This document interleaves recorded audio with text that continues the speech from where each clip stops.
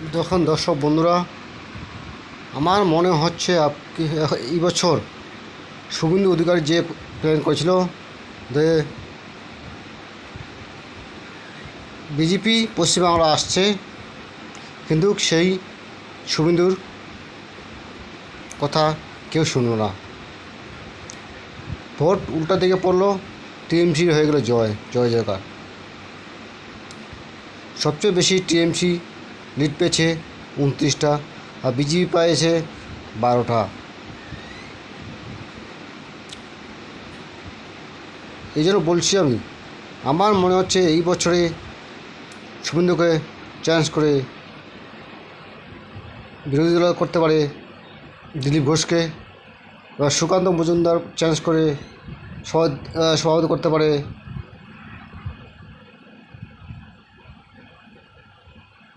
সৌমিত্র খাঁকে। কিন্তু সৌমিত্র খা বলে দিয়েছে, আমি যদি মন্ত্রী শপথ না পাই তাই টিএমসি যাবো, এসে এরকম আভাস দিয়ে দিয়েছে সৌমিত্র খা। এই জন্য বলছি আপনাদেরকে, আমাদের চ্যানেল বেশি লাইক দেবেন, শেয়ার করবেন। ধন্যবাদ।